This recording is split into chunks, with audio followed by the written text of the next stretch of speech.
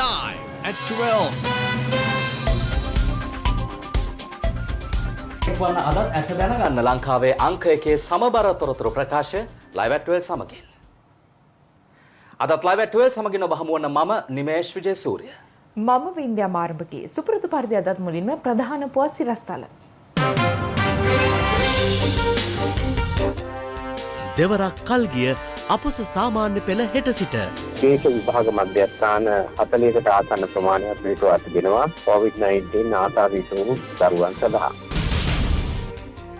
වැටුප් වෙනුවට හෙරොයින් ලබා දී කම්කරුවන් සේවයේ යෙදවීමේ ජාවාරමක සුල මුල හෙළිවෙයි. අමනුෂ්‍ය දෝෂයකට ප්‍රතිකාර ගැනීමට ගිය දැරියක් වේවැල් පහර කාමරුට. මෙරට සමස්ත කොවිඩ් ආසාදිතයින් 83000ට ආසන්න වෙයි. ඊයේ වැඩිම කොවිඩ් ආසාදිතයින් රත්නපුරයෙන්. යාපනයේ නුත් 59ක්. ඔස්ට්‍රේලියාවේ බස් රියදුරන් වූ ශ්‍රී ලාංකික ක්‍රිකට් ක්‍රීඩකයෝ. බටහිර ඉන්දිය කොදෙව් සංචාරයේ 2020 නායකත්වය ඇන්ජලෝ මැතිව්ස්ට. COVID-19 වෛරසය ආසාදනය වූ රෝගීන් 460 දෙනෙකු ඊයේ මෙරටින් හඳුනා ගත්තා. ඒ අතරින් වැඩිම රෝගීන් පිරිසක් වාර්තා වුණේ රත්නපුර දිස්ත්‍රික්කයෙන්. ඊයේ දිනේදී කිසිදු COVID-19 ආසාදිත මරණයක් වාර්තා නොවීමත් විශේෂත්වයක්. COVID-19 වෛරසය ආසාදනය වූ රෝගීන් 460 දෙනෙකු ඊයේ දිනේදීත් මෙරටින් හඳුනාගත් බව වසංගත රෝග විද්‍යා ඒකකය සඳහන් කළා. වැඩිම ආසාදිතයින් පිරිසක් ඊයේ වාර්තා වී තිබුණේ රත්නපුර දිස්ත්‍රික්කයේ. එම සංඛ්‍යාව 62ක්. ඔවුන් බලංගොඩ, ඇහැලියගොඩ, ඇඹිලිපිටිය, ගැටහැත් ඇතුළු ප්‍රදේශ 8කින් හඳුනාගෙන තිබූ අතර එම දිස්ත්‍රික්කයේ වැඩිම ආසාදිතයින් පිරිසක් වූ රෝගීන් 32 දෙනෙකු හඳුනාගත්තේ ඇඹිලිපිටිය ප්‍රදේශයෙන්. යාපනයේ දිස්ත්‍රික්කයෙන් ආසාදිතයින් 59 දෙනෙකු ඊයේ හඳුනාගත්තා. ඔවුන්ගෙන් ආසාදිතයින් 55 දෙනෙකු යාපනයේ නගරය ආශ්‍රිතව හඳුනාගෙන තිබුණා. ගම්පහ දිස්ත්‍රික්කයෙන් ආසාදිතයින් 51 දෙනෙක්, මහනුවර දිස්ත්‍රික්කයෙන් ආසාදිතයින් 50 දෙනෙකු සහ කොළඹ දිස්ත්‍රික්කයෙන් ආසාදිතයින් 40 දෙනෙකු ඊයේත් හඳුනාගත්තා. ඒ අනුව මෙරටින් වාර්තා වන සමස්ත ආසාදිතයින් සංඛ්‍යාව 82890ක් දක්වා ඉහළ ගියා. ඔවුන්ගෙන් ආසාදිතයින් 78373 දෙනෙකු මේ වන විට සුවය ලබා පිටව ගොස් ඇති අතර දැනට ප්‍රතිකාර ලබන්නේ ආසාදිතයින් 4053 දෙනෙකු පමණයි. දැනට ලංකාවේ වළංගු නීතිමය තත්ත්වය අනුව COVID-19 කියන රෝගය බෝ වෙන රෝගයක් සහ නිරෝධායන රෝගයක්. COVID-19 පාලනය සඳහා රෝගීන් රෝහල්ගත කරවීම, ආසාදිතයින් හඳුනා ගැනීම සඳහා PCR පරීක්ෂණ කරවීම සහ රෝහලේ රඳවා ගැනීම සහ මෘතදේහ බැහැරලීම සම්බන්ධව බලාත්මක වන නීතිමය තත්ත්වයක් තියෙනවා. ඒ නීතියට උඩින් කිසිම නිලධාරියෙකුට හෝ පුද්ගලයෙකුට කටයුතු කිරීමේ හැකියාව නැහැ. COVID-19 පාලනය සඳහා PCR පරීක්ෂණ කිරීම වළකාලීම හෝ එහෙමත් නැත්නම් යම් රාජකාරියට බාධා කිරීම සම්බන්ධව නීතිමය ක්‍රියාමාර්ග ගන්න පුළුවන්. ඒ නිසා අපි ත්‍රිවිධ හමුදාව, පොලිසිය සහ සියලුම ආයතන ප්‍රධානීන්ට අපි කියන්නේ COVID-19 පාලනය සඳහා සෞඛ්‍ය බලධාරීන්ට සහාය සැපීමට ඔවුන් නීතියෙන් බැඳී ඉන්නවා. ඒ නීති ප්‍රකාරව කටයුතු කරන්න. එහෙම නැති වුණොත් මේ රටම යම් අනතුරක හෙලීමක් තමයි සිද්ධ වෙන්නේ. ඔවුන්ට එරෙහිවත් යම් නීතිමය ක්‍රියාමාර්ග ගන්න සිද්ධ වේවි. මේ අතර COVID-19 මර්ධන එන්නත්කරණය ඊයේ සහ අදත් ප්‍රදේශ කිහිපයකදීම ක්‍රියාත්මක කෙරුණා. ඊයේ පමණක් 35343 දෙනෙකු එන්නත්කරණය කර තිබූ අතර මේ වන විට එන්නත්කරණය කර ඇති සමස්ත සංඛ්‍යාව 441976ක්.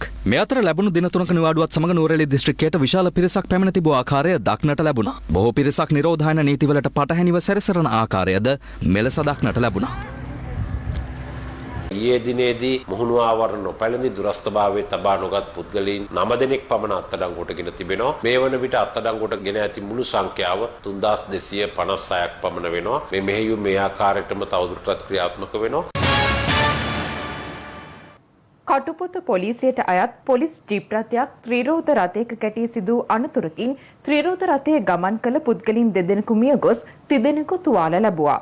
පොලිස් මාධ්‍ය ප්‍රකාශක නියෝජ්‍ය පොලිස්පති අජිත් රෝහණ මහතා පැවසුවේ අදාළ අනතුර සිදු කළ පොලිස් ජීප් රථයේ රියදුරාට අපරාධ නඩු විධාන සංග්‍රහය යටතේ නඩු පවරන බවයි. කටුපත වාරියපොළ ප්‍රධාන මාර්ගයේ 10 කණු ප්‍රදේශයේදී මේ අනතුර සිදු ඇත්තේ අද පෙරවරුවේයි. පොලිස් ජීප් රථයේ ගැටී තිබුණේ වේයන්ගොඩ සිට අනුරාධපුර ප්‍රදේශයේ ආගමික කටයුත්තක් සඳහා යමින් සිටි එකම පවුලක පිරිසක් ගමන්ගත් ත්‍රිරෝද රථයක්. අනතුරෙන් ත්‍රිරෝද රථය පැද වූ 46 වසරේ පුද්ගලයා සහ ඔහුගේ මව මිය ගියා. ත්‍රිරෝද රථ රියදුරාගේ බිරිඳත් දැරියන් දෙදෙනාත් අනතුරෙන් තුවාල ලබා තිබෙනවා. පොලිස් මාධ්‍ය ප්‍රකාශක අජිත් රෝහණ මහතා පැවසුවේ සැකකරුවෙකු අත්අඩංගුවට ගැනීම සඳහා ගොස් ආපසු එමින් තිබූ ජීප් රථය ත්‍රිරෝද රථයේ ගැටී ඇති බවයි. සිද්ධිය සම්බන්ධයෙන් ජීප් රථය පැදූ පොලිසිය දුරා කටුපත රෝහලට ඇතුළත් කර ප්‍රතිකාර ලබන අතර සිද්ධිය සම්බන්ධයෙන් කුලියාපිටිය ජ්‍යෙෂ්ඨ පොලිස් අධිකාරිවරයා යටතේ විශේෂ විමර්ශනයක් ක්‍රියාත්මකයි. මෙම සිද්ධිය සම්බන්ධයෙන් පොලිසිය දුරාට අපරාධ නඩු විධාන සංග්‍රහය යටතේ චෝදනා ගොනු කරන බවත් පොලිස් මාධ්‍ය ප්‍රකාශකවරයා පැවසුවා. දැනට ඇමරිකාවේ භාවිත වන ජොන්සන් සහ ජොන්සන් සමාගමේ කොවිඩ් එන්නත සඳහා එරට ආහාර සහ ඖෂධ පරිපාලන ආයතනය අනුමැතිය ලබා දී තිබෙනවා. මේ අතර බ්‍රසීලෙන් වාර්තා වන දෛනික ආසාදිතයින් සංඛ්‍යාව යළිත් ඉහළ ගොස් ඇති බවයි විදේශ මාධ්‍ය වාර්තා කරන්නේ. ඇමරිකාවෙන් වාර්තා වන දෛනික ආසාදිතයින්ගේ තරමක අඩුවක් පෙන්නුම් කළත් ගත උදිනේදීත් එරටින් නව ආසාදිතයින් 64300 දෙනෙකු වාර්තා වී තිබෙනවා. වසංගත ව්‍යාප්තිය ආරම්භයේ සිටම මේ දක්වා එරටින් 2,92 ලක්ෂයකට අධික ආසාදිතයින් සංඛ්‍යාවක් වාර්තා වී ඇති පසුබිමක කොවිඩ් මර්ධන එන්නතට ඇති ඉල්ලුමද ඉහළ ගොස් තිබෙනවා. ඒ අනුව ඇමරිකානු ආහාර සහ ඖෂධ පරිපාලන ආයතනය මගින් ජොන්සන් සහ ජොන්සන් සමාගමේ කොවිඩ් එන්නත සඳහාද අනුමැතිය ලබා දීමට පියවර ගත්තා. එරට භාවිතය සඳහා අනුමැතිය ලද තෙවැනි එන්නත බවට පත් වූ මේ එන්නත තනි මාත්‍රාවක එන්නතක් නිසාත් ගබඩා කිරීමේ පහසුව නිසාත් වඩාත් ඵලදායී වනු ඇති බවටයි සෞඛ්‍ය අංශ අනාවරණ කරන්නේ. මේ අතර බ්‍රසීලයේ වෛරස් ව්‍යාප්තිය පාලනයක් තවමත් පෙන්නුම් නොකරන අතර ගත වූ දිනේදීත් නව ආසාදිතයින් 59400කට අධික සංඛ්‍යාවක් වාර්තා වුණා. වෛරසය සම්බන්ධයෙන් බ්‍රසීල ජනපති ජය බොල්සොනාරෝ දැක්වූ නොසලකිල්ල නිසා මෙලෙස වෛරස් ව්‍යාප්තිය උත්සන්න වී ඇති බවටයි විදේශ මාධ්‍ය වාර්තා කරන්නේ. මේ වන විට ලොව පුරා සමස්ත කොවිඩ් ආසාදිතයින් සංඛ්‍යාව 11,43 ලක්ෂය ඉක්මවා ඇත්තේ සමස්ත ආසාදිත මරණ 25,36,000කට අධික සංඛ්‍යාවක් වාර්තා කරමින්. ඇති වූ රෝගී තත්වයකට ශාන්ති කර්මයක් මගින් කළ ප්‍රතිකාරයක් හේතුවෙන් බියගම කඳුබඩ ප්‍රදේශයේ පදිංචි දැරියක් මරුමුවට පත්ව තිබෙනවා. මෙලෙස මියගොස් තිබෙන්නේ නව හැවිරිදි දැරියක් වන අතර සිද්ධිය සම්බන්ධයෙන් ඇගේ මව සහ අදාළ ශාන්ති කර්මය සිදු කළ කාන්තාව පොලිසිය විසින් අත්අඩංගුවටගෙන තිබෙනවා. ෆාතිමා රිප්පා නැමති නව හැවිරිදි මෙම දැරිය ඊයේ සවස් කාලයේදී රෝගී තත්වයකින් පෙළී තිබෙනවා. එහිදී ඇගේ මව තීරණය කර තිබෙන්නේ එම රෝගී තත්වය අමනුෂ්‍යයෙකු ආරූඪ වී ඇති වූ බලපෑමක් මත සිදුවූවක් බවටයි. පසුව ඇය තම යාබද නිවසක සිටි ශාන්තිකර්ම මගින් රෝග සුවපත් කරන ලයිමා පාලිඩා නම් කාන්තාවක් හමුවට දැරිය රැගෙන ගොස් තිබෙනවා. මෙහිදී එම කාන්තාව තෙල් වර්ගයකින් දැරියට ප්‍රතිකාරයක් සිදු කර වේවැල් මගින් දරුණු පහරදීමක් සිදු කර ඇති බවයි පොලිසිය සඳහන් කළේ. එම වේවැල් පහර ලබා දීමෙන් අනතුරුව දැරිය සීසුන් තත්වයට පත්වීමෙන් අනතුරුව ඊයේ රාත්‍රී බියගම රෝහලට ඇතුළත් කිරීමේදී වෛද්‍යවරුන් පවසා තිබෙන්නේ ඇය මියගොස් ඇති බවට. මේ සම්බන්ධයෙන් පොලිසිය විමර්ශනයක් පවත්වනු ලබනවා. දැරියගේ මෘත ශරීරය මේ වන විට බියගම රෝහලේ තබා තිබෙනවා. අදාළ ශාන්ති කර්මය සිදු කරන ලද කාන්තාව පොලිසිය භාරයට මේ වන විට ගෙන තිබෙනවා. ඒ වගේම ඇගේ මවගෙන්ද මේ වන විට ප්‍රශ්න කරගෙන යනවා. මේ අවාසනාවන්ත සිද්ධියට මුහුණ දී තිබෙන්නේ බියගම කඳුබඩ දෙල්ගොඩ පදිංචිව සිටි නව හැවිරිදි දැරියක් වන අතර මරණය සම්බන්ධයෙන් මහර මහේස්ත්‍රාත් අධිකරණය මහේස්ත්‍රාත් පරීක්ෂණය සිදු කිරීමට නියමිතයි. විවිධ ශාන්තිකර්ම මගින් විවිධ ආරූඪ මගින් විවිධ පුද්ගලයන් ආවේශ වීම මගින් විවිධ ශක්තියින් මගින් ප්‍රතිකාර කරන බවට සඳහන් බොහෝ අවස්ථා ආයතන තිබෙනවා. නව හැවිරිදි දැරියක් තාම ජීවිතය ආරම්භ කළා පමණයි ඇගේ ජීවිතය සම්පූර්ණයෙන්ම අහිමි වුණේ මෙවැනි මිත්‍යා මත විශ්වාසය තැබීමට යාම නිසා. මේ ආකාරයේ විශේෂයෙන්ම ප්‍රතිකර්ම ක්‍රම භාවිතා කිරීම නිසා මීට පෙරත් අවාසනාවන්ත ලෙස පුද්ගලයන් දැරියන් දරුවන් මියගොස් තිබෙනවා. මෙවැනි අවිධිමත් ක්‍රම භාවිතා කිරීම තුළින් ජීවිත නැති වෙනවා පමණක් නොවේ සමාජය තුලත් වැරදි ආකාරයේ මතයක් ඇති වෙනවා. ඒ නිසා මේ ගැන සියලුම දෙනා අවධානයෙන් කටයුතු කළ යුතුයි. ඇඹිලිපිටිය නෝනාගම් ප්‍රදේශයේදී කළ වෝටර් පාක් ජලෝද්‍යානය අග්‍රාමාත්‍ය මහින්ද රාජපක්ෂ මහතා විසින් ඊයේ පස්වරුවේ විවෘත කරනු ලැබුවා. මේ සඳහා වැය කර ඇති මුදල රුපියල් ලක්ෂ 58ක්. කතරගමට අතරමඟ ව්‍යාපෘතිය යටතේ මේ ජල උද්‍යානය ඉදි කර තිබෙනවා. දකුණු පළාත් පරිසර අමාත්‍යාංශය, රුහුණු සංචාරක කාර්යාංශය සහ අම්බලන්තොට ප්‍රාදේශීය සභාවේ අරමුදල් යොදාගෙනයි මෙම ජල උද්‍යානය නිම කර තිබෙන්නේ. ජල උද්‍යානයේ ඇවිදින මන්තිරු ළමා උද්‍යානය ඇතුළු අංග රැසකින් සමන්විතයි. නෝනාගම වෝටර් පාක් ජල උද්‍යානය ඊයේ පෙරවරුවේ විවෘත කෙරුණේ අග්‍රාමාත්‍ය මහින්ද රාජපක්ෂ මහතාගේ ප්‍රධානත්වයෙන්. මේ අවස්ථාවට රජයේ මැති ඇමතිවරු ඇතුළු දේශපාලකයන් රැසක් එක්ව සිටියා.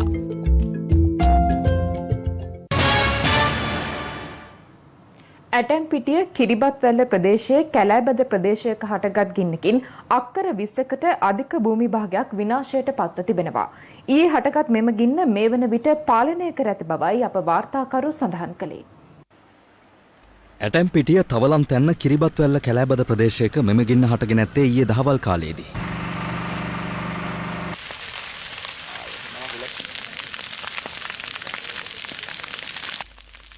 මාන හා තෘණ ඇතුළු විවිධ ශාක බොහොමයක් ඇති මෙම කඳුකර ප්‍රදේශයේ ගින්න ශීඝ්‍රයෙන් පැතිර ගොස් ඇත්තේ පවතින වියලි කාලගුණික තත්ත්වයේ හේතුවෙන්. ප්‍රදේශීය ජනතාව ගින්න පාලනය කිරීම සඳහා දැඩි උත්සාහයක් දැරුවද පැවති සුළං තත්ත්වයේ ඊට බාධාවක් වුණා. ගින්න හේතුවෙන් නෙල්ලි නුග ආදී ශාක රැසක් විනාශයට පත්ව ඇති අතර ගින්නෙන් අකර 20ක පමණ භූමි ප්‍රදේශයකට හානි සිදු ඇති බවයි අප වාර්තාකරු සඳහන් කළේ. ගින්න හට ගැනීමට හේතුව මෙතෙක් අනාවරණ වී නැහැ. වන සංරක්ෂණ දෙපාර්තමේන්තු නිලධාරීන් ප්‍රදේශවාසීන්ගේ සහාය ඇතිව මේ වන විට ගින්න පාලනය කර ඇති බවයි අප වාර්තාකරුවන් සඳහන් කළේ.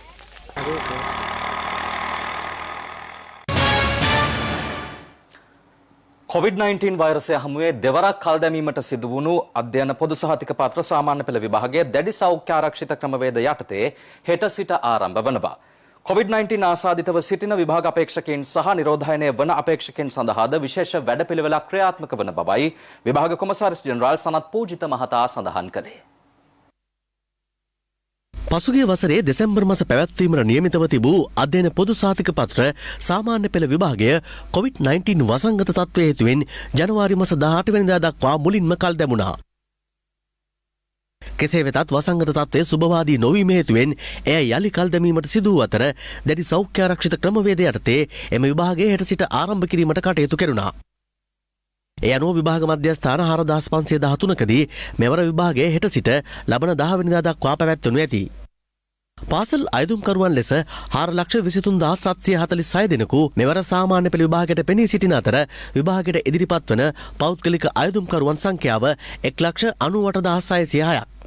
විභාග මධ්‍යස්ථාන 4513 වීම විශේෂිත වූ නිරෝධායනය වන සිසුන් සඳහා පන්ති කාමරයක් වෙන් කර තිබෙනවා. විශේෂ විභාග මධ්‍යස්ථාන 40කට ආසන්න ප්‍රමාණයක් පිළිටුවා තිබෙනවා COVID-19 ආසාදිත වූ දරුවන් සඳහා. ඒත් එක්කම අධ්‍යාපන අමාත්‍යාංශයේ රුපියල් මිලියන 50ක් ප්‍රතිපාදන මගින් දිවයිනේ සිල්ව විභාග මධ්‍යස්ථාන සඳහා තනි ආරක්ෂක ද්‍රව්‍ය ලබා දීමට අවශ්‍ය ක්‍රියාමාර්ග කියලා තිබෙනවා. ඒත් එක්කම ප්‍රවාහන පාසුකම් සම්බන්ධව මධ්‍යම ගමනාගමන මණ්ඩලයේ සභාපති කින්ස්ලි රාමකුමාරතා අවශ්‍ය ක්‍රියාමාර්ග ප්‍රාදේශීය කළමනාකරුවන් සමග සම්බන්ධ වී ක්‍රියාත්මක කරනවා. බෞද්ධික බස්රථ සමාගමත් මේ සම්බන්ධව අවශ්‍ය ක්‍රියාමාර්ග ගැනීමට කටයුතු යොදා තිබෙනවා. ශ්‍රී ලංකා දුම්රිය දෙපාර්තමේන්තුවේ සාමාන්‍ය අධිකාරී නිලන්ත ප්‍රණීත මහතා විශේෂ දුම්රිය ධාවනය මේ විභාග කාල පරිච්ඡේදය තුළදී ඇති කිරීමට කටයුතු යොදා තිබෙනවා. මේ අතර ලංකා ගුරු සංගමයේ චෝදනා කරන්නේ නිසි පරිදි සෞඛ්‍ය ආරක්ෂිත උපකරණ මෙතෙක් විභාග මධ්‍යස්ථාන වෙත ලබා දී නොමැති බවයි. එක මාස්ක් එකක්වත් මධ්‍යස්ථානවල ලබා දෙන්න කටයුතු කරලා නැහැ. නමුත් අපි දන්න සැනිටයිසර්ස් යවලා තියෙනවා, ආවරණ යවලා තියෙනවා. ඒ වගේම මධ්‍යස්ථාන 4513ටම එක ෆේස් ෂීල්ඩ් එකක් තමයි යවන්නේ. මූණු ආවරණය. එතකොට එකක් ඇද්ද? අපි දන්න දැන් උතුරු කොළඹ, මැද කොළඹ සහ සෙසු අවදානම් ප්‍රදේශවලදී විශේෂ අවධානයක් යොමු කරන්න කියලා අපි ඉල්ලීමක් කරනවා විභාග දෙපාර්තමේන්තුවට. අපි ඉල්ලීමක් කරා මේ 46 දා විභාග මණ්ඩලයට එන්නත ලබා දෙන්න කියලා. නමුත් රජය කිසිදු ප්‍රතිචාරයක් එකට දැක්ුවේ නැහැ. හෙට දිනේ ආරම්භ වීමට නියමිත සාමාන්‍ය පෙළ විභාගයේ හේතුවෙන් පාසල් විස බීජාරණය කිරීමේ ක්‍රියාවලින්ද මෙලෙස සිදු කෙරුණා.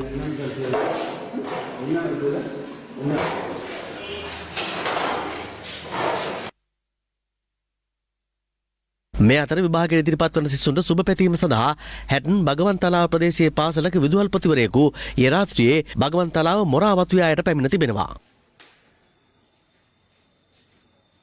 එහිදී කිසියම් පිරිසක් විදුහල්පතිවරයාට පහර දී ඇති අතර ඔහු මේ වන විට ප්‍රතිකාර ලබන්නේ දික්කොය මූලික රෝහලෙයි. අදාළ පාසලේ අධ්‍යාපනය ලැබූ සිසුවෙකු සිදු කළ බව කියන විනය කඩකිරීමේ සිද්ධියකට එම පාසලේ විදුහල්පතිවරයා මීට පෙර අවස්ථාවක ලබා දී තිබූ දඬුවමකට පලිගැනීමක් ලෙස මෙම පහර දීම සිදු කර ඇති බවයි අනාවරණ වී ඇත්තේ.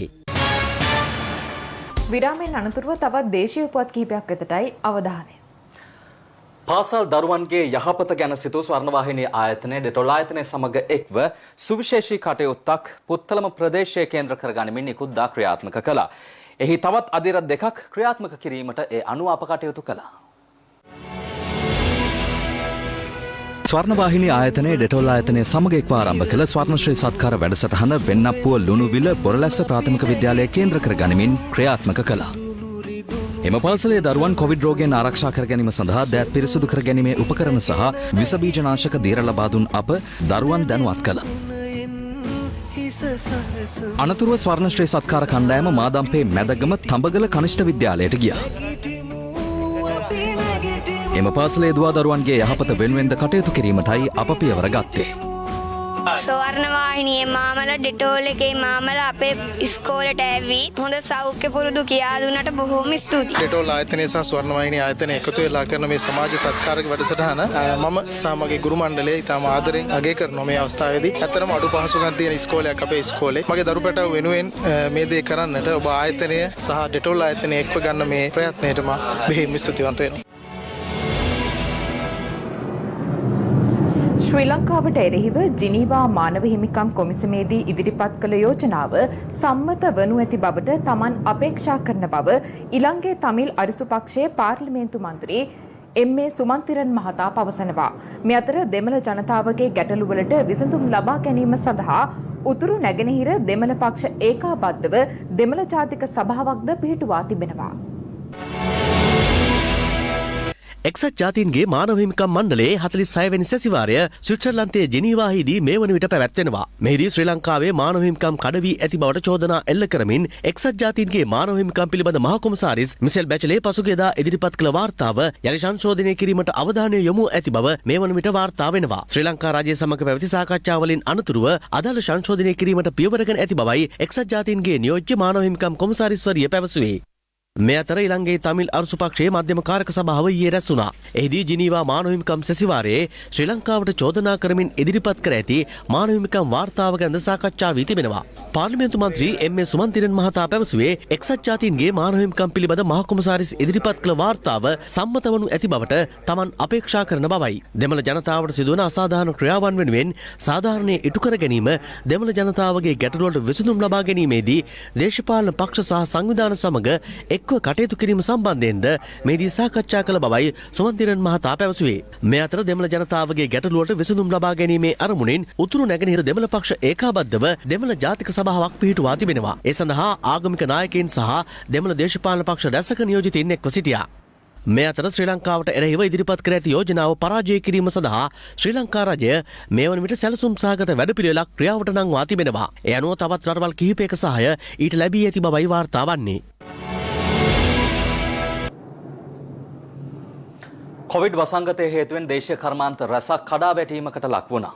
එලෙස අසිරුතාවට පත්වුණු සිංහරාජය ආශ්‍රිතව සංචාරක ක්ෂේත්‍රයේ නිරත වන පුද්ගලයන්ගේ ගැටලු පිළිබඳව අප සොයා බැලුවා. මෙරට සොබා සෞන්දර්ය විඳින්නට කැමති බොහෝ දෙනෙකුගේ මතකයට එන්නේ සිංහරාජ වනාන්තරයයි. පත් කළ කොස්කුලන පිට කැලේ වැවගම ඒ වගේ ගම්මානවල මිනිස්සු කිතුල් කර්මාන්තය කළා. ඒ මිනිස්සු අපේ තියෙන කඩවලට ගෙනත් දීලා තමයි මේ මිනිස්සු සල්ලි ගන්නේ. කර්මාන්තේ දැන් 100කට වැඩි කට්ටිය වගේ කරා. දැන් ඒක මිනිස්සුන්ට එපාවෙලා ඇත්තෙම කපුට් ටිකත් හරියට විකුණ ගන්න බෑ, අඩු මිලට දෙන්න වෙලා තියෙනවා. සිංහරාජයේ ආශිර්වාදව තමයි අපි මේ ජීවත් වෙන්නේ. අපි කිතුල් කර්මාන්තය කරනවා. හපුරු පැණි හරි ගැසුවාට දැන් විදේශිකයෝ එන්නෙත් නැහැ. මේ ලංකාවේ සංචාරක වෙන්නෙත් නැහැ. අපේ බිස්නස් ඔක්කොම දැන් කඩාගැටිලා. කිසිම කෙනෙක්ගෙන් කිසිම ආධාරයක් හොයලා බලන්න කවුරක්වත් කිසිම කෙනෙක් නැහැ. කිසියෙකුටත් බරක් නොවී සිය ජීවිකාව කරගෙන යාමට නිසි සෞඛ්‍ය ආරක්ෂිත ක්‍රමවේද අනුගමනය කරමින් වැඩපිළිවෙලක් සකස් කර දෙන ලෙස මෙම පිරිස් බලධාරීන්ගෙන් ඉල්ලා සිටිනවා. සංචාරක කවුරුත් ලංකාවේ අයවත් දේශීය අයවත් කවුරුවත් සිංහරාජයට පැමිණෙන්නේ නැහැ මේ දවස්වල. කර්මාන්තයට රජයෙන් හරි කවුරු හරි මේකට උදව්වක් කරද කියලා බලාගෙන ඉන්නවා. විරාමෙන් අනතුරුව යාලි අවධානය දේශීය පුවත් වෙත. ජාතික ආරක්ෂක කවුන්සිලය ස්ථාපිත කර පාස්කු ප්‍රහාරයට සම්බන්ධ සියලු දෙනාට නීතිය මගින් මරණ දඬුවම ලබා දෙන බව විපක්ෂ නායක සජිත් ප්‍රේමදාස මහතා පවසනවා. හම්බන්තොට සිරිබෝපුර ප්‍රදේශයේ විපක්ෂ නායක ජංගම සේවයට එක්වමින් විපක්ෂ නායකවරයා මේ බව සඳහන් කළා. මේ රජයේ විපක්ෂයේ ඉන්නකොට කිව්වා පාස්කු ප්‍රහාරක ත්‍රස්තයන් අල්ලනවයි කියලා. මම ආණ්ඩුවෙන් අහන්න කැමතියි කෝ පාස්කු ප්‍රහාරක ත්‍රස්තයන් අල්ලනවයි කියපු ක්‍රියාවලිය. ආණ්ඩුවට පාස්කු ප්‍රහාරක ත්‍රස්තයන් අල්ලන්න අමතක වෙලා 68 ලක්ෂයක් ඡන්දෙ දීලා 3-2 හදාගත්තාම 20 වෙනි සංශෝධනයේ දමන තිබුණු බලයටත් වැඩිය තවත් බලයක් එකතු කරගත්තාම ආණ්ඩුවට පාස්කු ත්‍රස්තයන් ඇල්ලුවත් එකයි නැතත් එකයි. එහෙනම් පාස්කු ප්‍රහාරයේ මහා මූලකරුවන් හංගන්න උවමනාව තිබෙන්නේ කාටද කියන එක ගැන මේ රටේ ජනතාවට උත්තර බඳින්න වෙලාව ඇවිල්ලා තියෙනවා. අදටත් අපේ රටේ ජාතික ආරක්ෂක කවුන්සිලයක් නිත්‍ය වශයෙන් නැහැ. සමගි ජන බලවේගයේ අපි මේ රටේ ජනතාවට පොරොන්දු වෙනවා. ජාතික ආරක්ෂක කවුන්සිලය පාර්ලිමේන්තුවේ නීතියක් බවට පත් කරලා පාස්කු ප්‍රහාරයට සම්බන්ධ මහ මොලකරුවන් උපදෙස් දුන්නු අය මෙහෙවන්නට නායකත්වය දුන්නු අය තවමත් මේ ආණ්ඩුවට හොයාගන්නට බැරි පාස්කු ත්‍රස්තයින් සොයාගෙන ඒ සියලු දෙනාටම අපි රටේ නීතිය හරහා මරණීය දණ්ඩනය ලබා දෙන්නට කටයුතු කරනවා. පාස්කු ප්‍රහාරය සම්බන්ධයෙන් ඉදිරිපත් කර ඇති කොමිෂන් සභා වාර්තාව පිළිබඳව පක්ෂ විපක්ෂ නියෝජිතයින් පළ කළ අදහස් දකිමු දැන්. හැමෝම කියනවා මේ කොමිෂන් පත් කරාට වැඩක් නැහැ කියලා. ඒක නිසා අපේ රජයේ මේ කොමිෂන් වාර්තා ඉක්මනින් එළි දක්වන්න අවශ්‍ය කටයුතු කරා. ඊට එහා වෙන කටයුත්තක් මේ ආණ්ඩුවෙන් කරලා නැහැ. මේ වාර්තාව අසම්පූර්ණ වාර්තාවක්. මේ පාස්කු ප්‍රහාර විමර්ශන අසම්පූර්ණ කොමිෂන් වාර්තාවේ තියෙන්නේ පැහැදිලිවම මෛත්‍රීපාල සිරිසේනත්, ඒ වගේම පූජ්‍ය ජයසුන්දරත්, ඒ වගේම බුද්ධ්‍යංශවල ප්‍රධානීනුත් ඒත් එක්කම ආරක්ෂක ලේකම් ගැනත් පමණයි. ඉතින් ඒ පිළිබඳව අපි කනගාටු වෙනවා. රටේ සමස්ත ජනතාවගේ ආරක්ෂාව සපයන එක රජයක වගකීම. අතිගරු ජනාධිපතිතුමා සහ ඒ ආරක්ෂකංශය තමුන්ට පැවරිච්ච වගකීම වෙනුවට එක එක පිස්සු කෙරෙන්න ගිහිල්ලා තමයි රටේ අහිංසක මිනිස්සු බල්ලෝ බලල්ලු වගේ පන්සල් පල්ලි ඇස්සේ මැරෙන්න සිද්ධ වුණේ. ඉතින් ඒකෙදි දේශපාලන වාසිය ගන්න දෙයක් නැහැ. ජනතාව ඒ හිටපු ආණ්ඩුව ප්‍රතික්ෂේප කෙරුවා ඒ කරපු ගොම්පාට් වැඩේ නිසා. ඒක තමයි උනේ.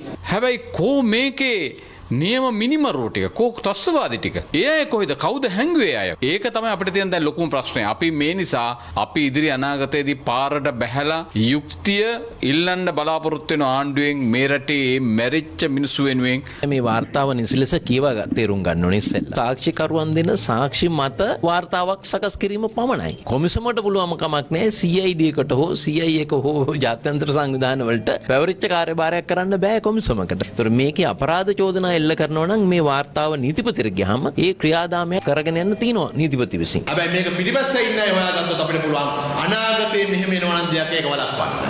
මේ පාස්කු ජනාධිපති කොමිසම මිනිස්සු බලාපොරොත්තු වෙන්නේ ඔන්න ඕක. දැන් ආණ්ඩුවේ කට්ටිය මොකද කියන්නේ? ඔන්න දැන් ආණ්ඩුවේ කට්ටිය කියාගෙන එනවා මේ කොමිසම පත් කරේ අපි නෙමෙයි. කොමිසම පත් කරේ සිරිසේන මහත්තයා. එයා තමයි මේකට වත් කියන්න ඕනේ කියලා. එක එක්කෙනා හිතනවා නම් මේ පාස්කු ප්‍රහාරය සම්බන්ධයෙන් වාර්තාවලලාගෙන තමන්ගේ නම ඇඳිලා තියෙනවා, තමන්ගේ නම ඉදිරියේදී පරීක්ෂණ කරාම ඇඳෙයි කියලා විශ්වාසය තුළ ආණ්ඩුව අපහසුතාවයට පත් කරන්න පටන් ගන්නවා නම් ඒකට අපි සූදානම් නැහැ. මේ රජය පත් කිරීමේ බලාපොරොත්තු වලින් එකක් තමයි මේ පාස්කු විරුද්ධ ප්‍රහාරකයන් නීතිය රැහැනට හසු කරගෙන එන එක. වැටුප් වෙනුවට හෙරොයින් ලබා දී කම්කරුවන් සේවයේ යෙදවීමේ ජාවාරමක් සිදු කරගෙන ගිය පුද්ගලයෙකු ග්‍රෑන්ඩ් පාස් පොලිසිය විසින් අත්අඩංගුවටගෙන තිබෙනවා. මේ අතර ගංජා කිලෝග්‍රෑම් 16ක් සහ අයිස් මද්‍රව්‍ය තොගයක් සමගින් තවත් පුද්ගලයෙකු කොට්ටාව රුක්මලේදී ඊයේ අත්අඩංගුවට ගනු ලැබුවා. ග්‍රෑන්ඩ් පාස් පොලිසිය විසින් වැල්ලම්පිටිය ප්‍රදේශයේදී මත්කුඩු ග්‍රෑම් 40ක් සමග සැකකරුවෙකු අත්අඩංගුවටගෙන තිබෙනවා. මොහු කර්මාන්ත ශාලාවකට කම්කරුවන් සපයන පුද්ගලයා විසින් කම්කරුවන්ට අදාළ වැටුපට අමතරව මත්කුඩු පැකට්ටුව බැගින්ද ලබා දෙන බවට වාර්තා වෙනවා. එමගින් එම කම්කරුවන් යොදවා ඔවුන්ට ලැබෙන මුදල් ලබා ගැනීමක් සිදු කරන බවටයි වාර්තා වී තිබෙන්නේ. ඒ වගේම ඊයේ දින නුගේගොඩ කොට්ටාශ දූෂණ මර්දන ඒකකයේ මගින් රුක්මල්ගම ප්‍රදේශයේදී ගංජා කිලෝග්‍රෑම් 16ක් සහ අයිස් වර්ගයේ කෘත්‍රිම මද්‍රව්‍ය ග්‍රෑම් 54ක් සමග සැකකරුවෙක් අත්අඩංගුවටගෙන තිබෙනවා. මොහු 24 හැවිරිදි තිස්සමහාරාම ප්‍රදේශයේ පදිංචි පුද්ගලයෙක්. ලෝක උරුමයක් වන පිටවල පතන ආශ්‍රිතව සිදු කරන ඉදිකිරීමක් හේතුවෙන් වටිනා ශාක රැසක් විනාශ කර දමා ඇති බව අප වාර්තාකරුවන් පවසනවා. පිටවල පතන මෙරටට ආවේනික ශාක සහ සත්ව ගහනයකින් හෙබී ජෛව විවිධත්වයෙන් අනූන පරිසර පද්ධතියක් ලෙසයි සැලකෙන්නේ. මහනුවර හා මාතලේ දිස්ත්‍රික්ක අතර පිහිටි නකල්ස් කඳුපන්තියේ තිබෙන ඉතාම සුන්දර පරිසර පද්ධතියක් ලෙස පිටවල පතන සැලකෙනවා. ලෝක උරුමයක් දවන මෙය ඉතා සංවේදී පරිසර කලාපයක්. දෙස් විදෙස් සංචාරක ආකර්ෂණයකින් නෙබි මෙම පරිසර පද්ධතිය නැරඹීම සඳහා දිනපතා විශාල සංචාරකයන් පිරිසක් මෙහි පැමිණෙනවා. සංචාරකයන් වෙනුවෙන් මෙහි දැනටමත් ප්‍රමාණවත් පහසුකම් තිබුණත් ඊට යාබදින් නව ඉදිකිරීමක් ආරම්භ කර ඇති අයුරුයි මේ. අප වාර්තාකරු පවසන්නේ අදාළ ඉදිකිරීම සඳහා මෙරටට ආවේනික ශාක රසක් ඉවත් කර ඇති බවයි. මෙහෙට ආවේනික ගස් ඔය ගස් වැඩිපුර තියෙන්නේ මෙහාට ආවේනික වෙච්ච ගස්. කවුද ඉදි කරන්නේ එතකොට? ඉදි කරන්නේ නම් මහවැලිය මහත්තයෙකුත් ඉන්නවද නෑ ආවේ නෑ. වනජීවි ෆොරස්ට් එකේ ඉතින් මහතුරුන්ගේ අනුමැතිය දීලාද තියෙන්නේ නැත්තම් ඒගොල්ලන්ට කරන්න බෑනේ. ඔබතුමා මෙතන කවුද? අපේ මේකේ ලොකු ගස් කැපුවේ නැහැ. මේකේ අයින් කරලා දෙන්න එයාලා මේ ෆොරස්ට් එකේ කට්ටිය අපිට ඇප්‍රෝල් දුන්න ගස් පොඩි පැලෑටි වගේ තිබුණා. ඒ ටික අයින් කරලා මේ අඩුම මේ ගස් ටිකක් කැපෙන විදිහට තමයි මේ ලොකේෂන් එක අපිට සිලෙක්ට් කරලා දුන්නේ. ඒ කියන්නේ වටිනා ගස් එකක්වත් කැපුන්නේ නැහැ. සංචාරකයන් හා පරිසරවේදීන් පෙන්වා දෙන්නේ ප්‍රමාණවත් පහසුකම් සහිත ගොඩනැගිලි මෙම භූමිය තුළ ස්ථාපනය කර තිබියදීත් පරිසර පද්ධතියද විනාශ කර දමමින් ඉදිවන මේ ඉදිකිරීම ගැටලුවක් බවයි. මම මෙතන දැනට ඉන්නේ බාණ්ඩාගාරේ. ඇයි දැන් මේක මේ ප්‍රමාණවත් මදිද ඔබතුමාලට වැඩ කරන්නේ? ඕන තරම් ඇති මේක ස්වභාවික විදිහ තියෙන්නේ. ඔව් මේ විදිහට තමයි වෙන්න ඕනේ. මේක ආය අනවශ්‍ය කිරීමක් අවශ්‍ය නැහැ. අවශ්‍ය නැහැ. දැන් විදෙස්පුවා. මෙරට ජාතික ක්‍රිකට් කණ්ඩායම වෙනුවෙන් ක්‍රීඩා කළ චින්තක ජයසිංහ සහ සුරාජ් රන්දේව ඕස්ට්‍රේලියාවේ මෙල්බර්න් නගනුවර බස් රථ සේවකයන් ලෙස සේවය කරන ආකාරය ඕස්ට්‍රේලියාවේ රූපවාහිනී වැඩසටහනකින් මෙලෙස වාර්තා කළා. They used to ask like, are you an actor or you're from Sri Lanka or something? ඇන්ටාර්ක්ටිකාවේ බ්‍රන්ට් අයිස් පරයට අයත් විශාල කොටසක් කැඩී ගොස් තිබෙනවා. වර්ග කිලෝමීටර් 1200කට වඩා විශාල මෙම අයිස් කොටස නිව්යෝර්ක් නගරයටත් වඩා විශාල බවයි විදෙස් මාධ්‍ය පවසන්නේ. ඉන්දියාවේ තෙලංගනා ප්‍රාන්තයේ කුකුල්පොර තරඟයක් අතරතුර පුද්ගලයෙකු මිය ගොස් තිබෙනවා. ඒ පැන යාමට උත්සාහ කළ සිය කුකුලා මෙල්ල කිරීමට ගිය අවස්ථාවේ කුකුලාගේ පාදයේ බැඳ තිබූ පිහිතලයක් ඔහුගේ ගෙලෙහි ඇනී තිබීම හේතුවෙන්. කැලිෆෝනියානු චිත්‍ර ශිල්පියෙක් විසින් නිර්මාණය කළ ඇමරිකානු හිටපු ජනාධිපතිගේ රන් පිළිමයක් බොහෝ දෙනාගේ අවධානය දිනාගෙන තිබෙනවා.